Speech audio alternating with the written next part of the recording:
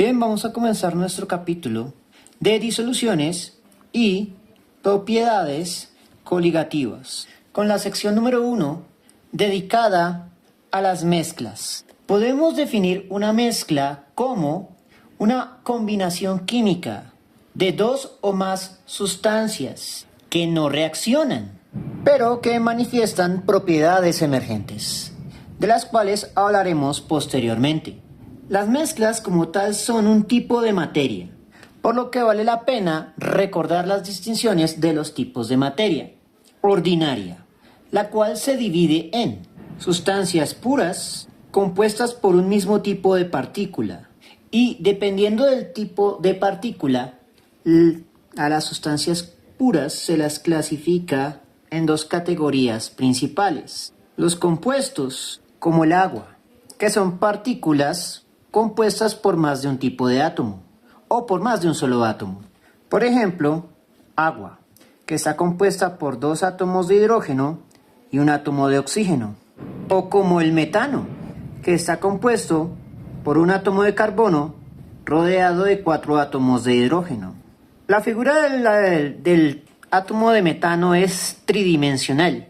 El átomo de carbono está en el centro, pero no va a formar una cruz, sino que uno de los átomos de oxígeno va a quedar hacia atrás, dos hacia adelante, hacia abajo y uno hacia arriba. El otro tipo de materia pura son los elementos. Es importante no confundir la noción de átomo con la noción de elemento. Los elementos son cuerpos, manifestaciones macroscópicas de la materia, y aunque algunos de los cuerpos elementales están hechos de partículas únicas, o sea, de átomos individuales, esto no siempre ocurre. Básicamente los elementos son entidades compuestas por un solo tipo de átomo.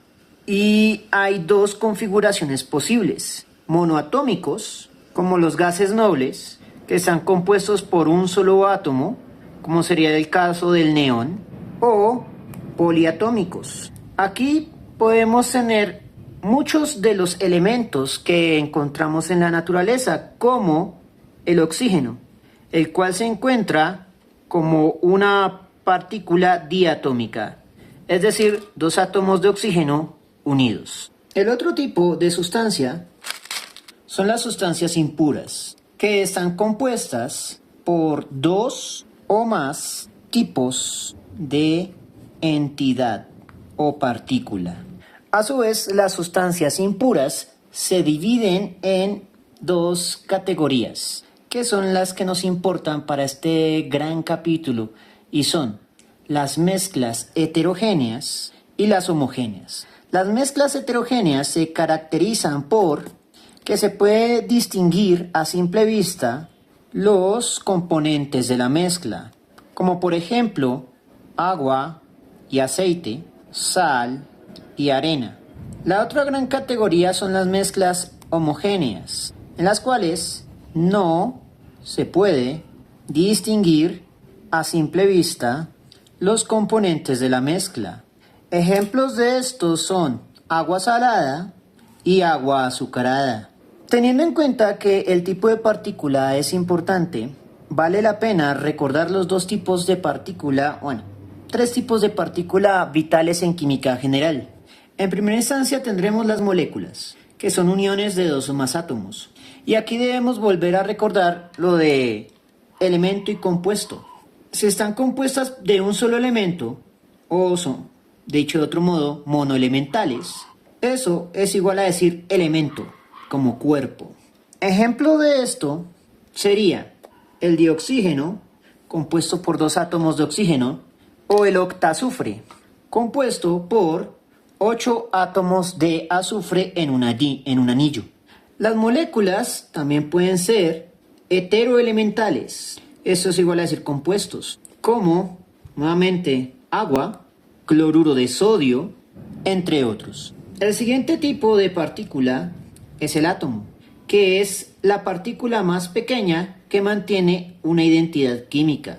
En general, la mayoría de los elementos no pueden existir como átomos libres, son demasiado inestables, pero existen excepciones. Principalmente, solo los gases nobles como el helio, el neón y el argón existen como átomos libres en la naturaleza.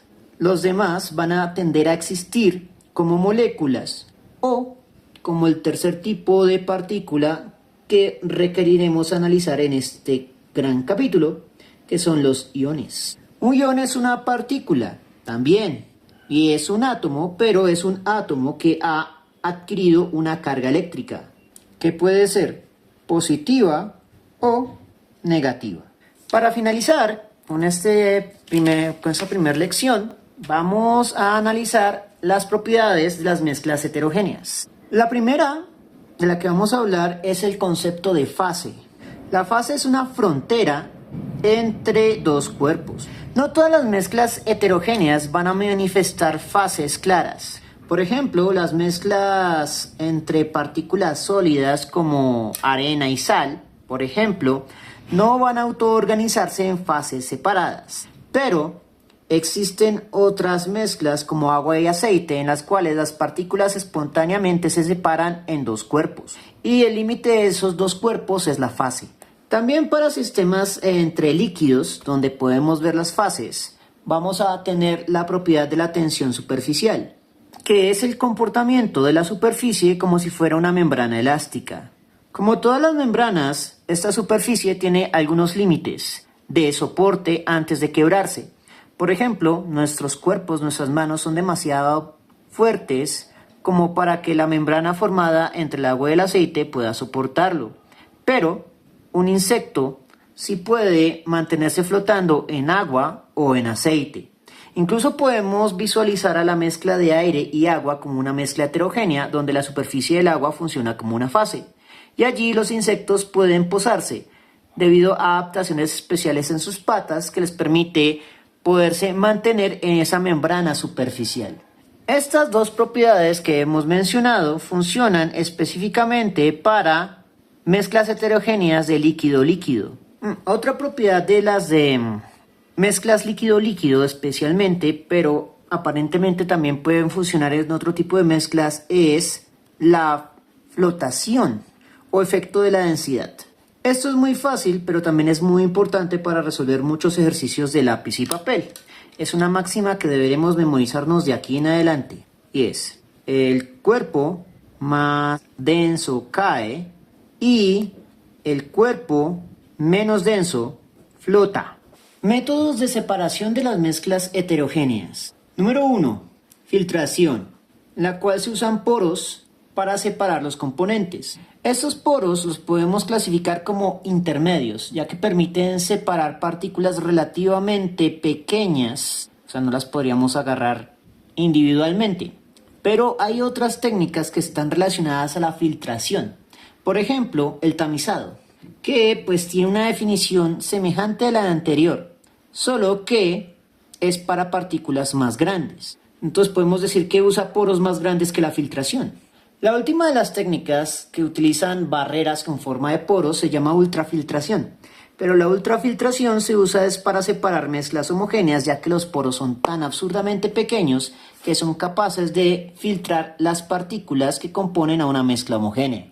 Por lo tanto, no las vamos a citar en esta categoría para mezclas homogéneas. El tercer método que vamos a citar es la decantación, que se basa en separar dos líquidos cuando la densidad permite distinguirlos. Para este método se debe emplear un embudo de decantación, que como pueden ver en la imagen es un instrumento de vidrio que permite, mediante una llave de paso en la parte inferior, dejar pasar el líquido más denso hasta el límite de la fase. De esa manera, en el embudo de decantación vamos a tener el líquido menos denso y en el segundo recipiente donde decantamos vamos a obtener el líquido más denso. Un método relacionado a la decantación es la centrifugación, en la cual se usa la fuerza centrípeta en un instrumento llamado centrífuga para forzar la decantación. Si las partículas poseen diferentes propiedades físicas como el magnetismo, podemos utilizar la imantación. Esa es útil si uno de los componentes es magnético. y permite separar los componentes magnéticos, como la limadura del hierro, de los que no lo son, como por ejemplo la arena. Existen otros métodos más sofisticados, pero estos serían los métodos clásicos para la separación de las mezclas heterogéneas, las cuales se caracterizan por utilizar características como el tamaño de las partículas o la densidad o sus propiedades magnéticas. Bien, eso fue todo por el momento. En la próxima lección vamos a analizar a las mezclas homogéneas y algunas de sus características más importantes. Eso fue todo por el momento. En la descripción del video vamos a dejar enlaces a más ejercicios sobre la parte teórica de este curso de Química General. Si les gustó el video, no olviden suscribirse, darle like y especialmente compartirlo. Eso mantiene vivo a este canal y nos vemos en una próxima oportunidad.